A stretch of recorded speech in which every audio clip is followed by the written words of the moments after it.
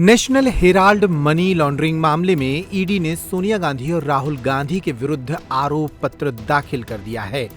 आरोप पत्र दाखिल होते ही देश भर में कांग्रेस के कार्यकर्ताओं ने दो बड़े नेताओं के विरुद्ध हो रही इस कार्रवाई को राजनीतिक बदले की कार्रवाई करार दिया है। भोपाल में कांग्रेस की सांसद कुमारी शैलजा ने इस मामले को लेकर एक प्रेस कॉन्फ्रेंस की और इस मामले में बीजेपी सरकार को घेरने की कोशिश की। कुमारी शैलजा का कहना है कि मोदी सरकार कांग्रेस के दो बड़े नेताओं को इस मामले में झूठा फंसाने की कोशिश कर रही है ताकि पार्टी अपनी विचारधारा से झुक जाए। सुनिए कुमारी शैलजा की इस प्रेस कॉन्फ्रेंस को। कॉर्पोरेट कर्ज माफ किए जा सकते हैं इतनी आसानी से, तो हमारे स्वतंत्रता संग्राम से निकले अखबार नेशनल हेरल्ड को दिए गए कर्ज का निपटारा करना क्या अपराध था? क्या वो नहीं किया जा सकता?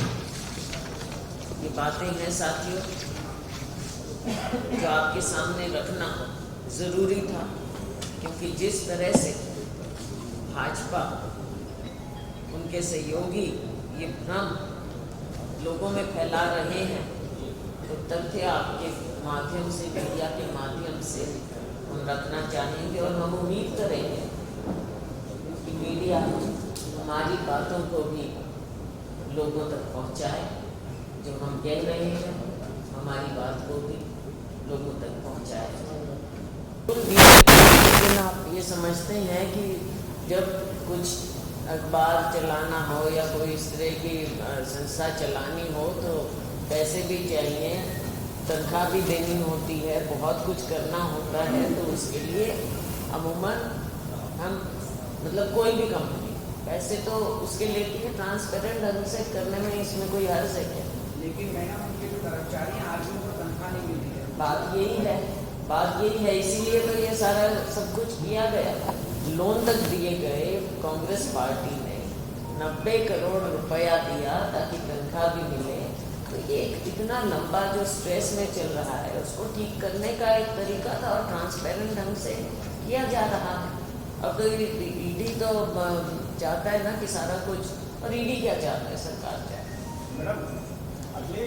देखिए, देश में जिस प्रकार से भाजपा सत्ता आने के बाद एक एक करके जो हमारी लोकतांत्रिक संस्थाएं हैं इस देश की, जिन पर हमें गर्व है और जिन्होंने देश को 70 साल में जो ये कहते हैं क्या हुआ हमारे देश को, यहाँ के लोकतंत्र को बचाने में और उसको दुरुस्त रखने में संस्थाओं ने जो अपना रोल प्ले किया है, उनमें सबसे ज्यादा जुडिशरी को मानते हैं। अब उसको भी कमजोर करने का प्रयास, उन पर इस तरह के लांछन लगाते हैं। हालांकि भाजपा अपने आप को डिस्टेंस कर रही है इस अपने इन नेताओं के जो उनके वक्तव्य हैं, लेकिन मुझे लगता है कि कहीं ना कहीं इतनी बात वो कैसे कह जाए हाईएस्ट जुडिशरी के खिलाफ। सिर्फ ये कहना कि वो उनकी पर्सनल राय, तो आपके वो नेता हैं, उनकी पर्सनल राय क्या हो सकती?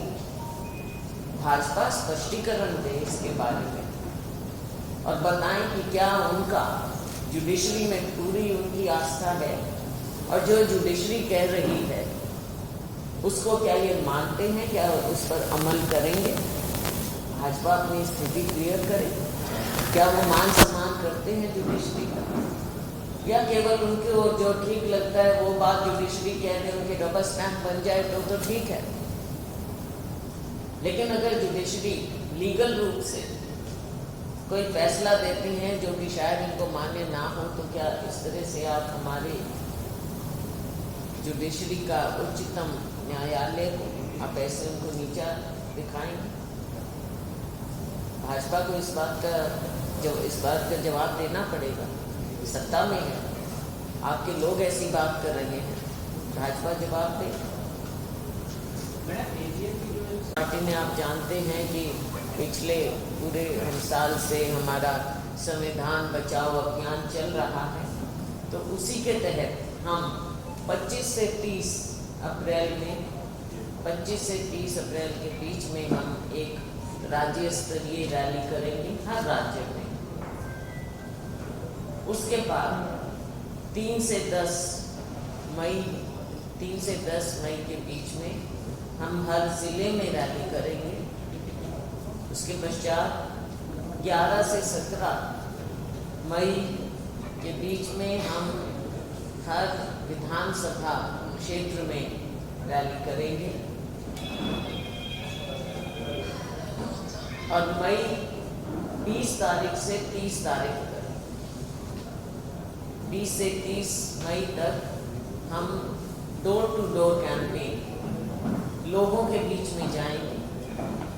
लोगों को इन सारी बातों के बारे में अवगत कराएंगे जो भाजपा भ्रमित करती है उसके बारे में ही, और जो आज के ज्वलंत मुद्दे हैं, चाहे महंगाई है, चाहे देश के सामने बड़ी बड़ी चुनौतियां हैं, हमारे पड़ोस में क्या हो रहा है, हमारे जीडीपी का क्या हो रहा है, इन सब चीज़ों के बारे में, और जो इतनी बढ़ती हुई बेरोजगारी, युवाओं के भविष्य का क्या हो रहा है, और उसके अलावा जो हमारे स्थानीय मुद्दे हैं, क्योंकि हर राज्य में या हर ज़िले में कुछ स्थानीय मुद्दे भी होते हैं, उन सब बातों को लेकर हम लोगों के बीच में जाएंगे रैलियों के माध्यम से भी और डोर टू डोर कैंपेन के माध्यम से भी हम लोगों को अवगत कराएंगे जो आज के दिन भाजपा द्वारा देश को एक गलत दिशा में ले जाया जा रहा है,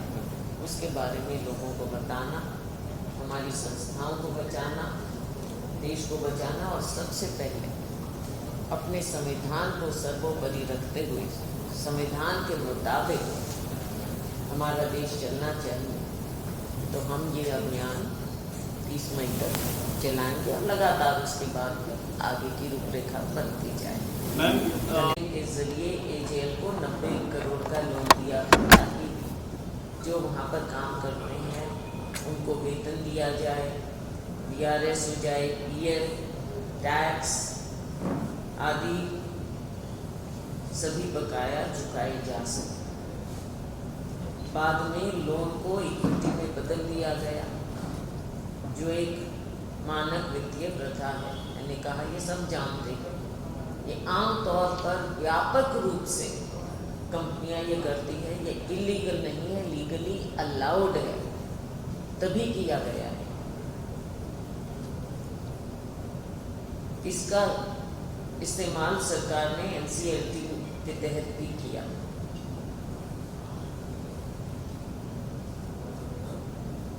सारा किराया संपत्ति आय एजेएल की है, यंग इंडिया उसके शेयर होल्डर्स की नहीं है। यंग इंडियन को एजेएल से 1 भी रुपया नहीं मिला।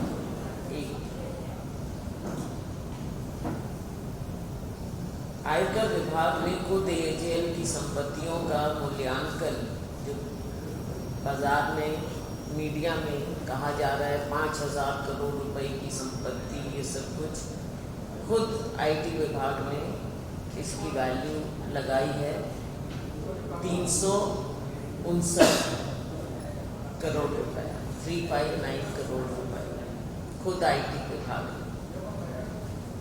ने। जैसा मैंने पहले कहा, अपनी संपत्ति को लखनऊ की, बाकी सब लीज।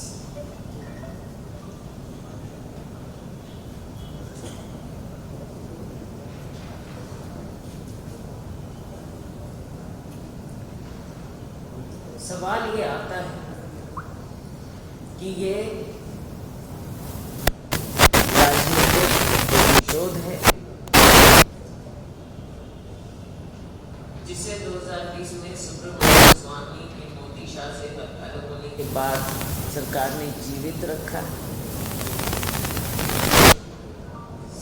भाजपा सरकार ने विपक्ष के नेताओं को डराने, धमकाने और बदला लेने के लिए ईडी को एक अपना हथियार बनाया हुआ है। अगर कर्ज माफ अपराध माना जाता है तो माननीय प्रधानमंत्री जी को भी जवाबदेह ठहराना चाहिए। सरकार ने उद्योगपतियों के जो 16 लाख करोड़ रुपए माफ किए हैं और उनकी संपत्तियां भारी छूट पर बेची हैं, तो क्या सवाल उठता है, तो क्या ईडी को माननीय प्रधानमंत्री के खिलाफ भी चार्जशीट दायर करनी चाहिए?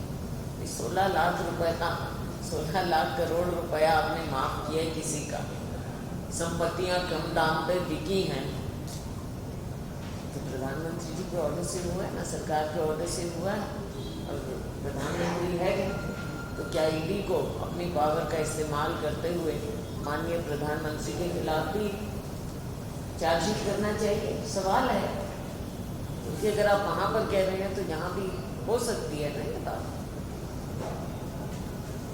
भारत सरकार ने उदाहरण है, भारत सरकार ने वोडाफोन के 36,000 करोड़ रुपए माफ कर दिए और उसकी ओनरशिप भी अपने हाथ में ले ली, जो 22.6% से बढ़कर 48.99% हो गया।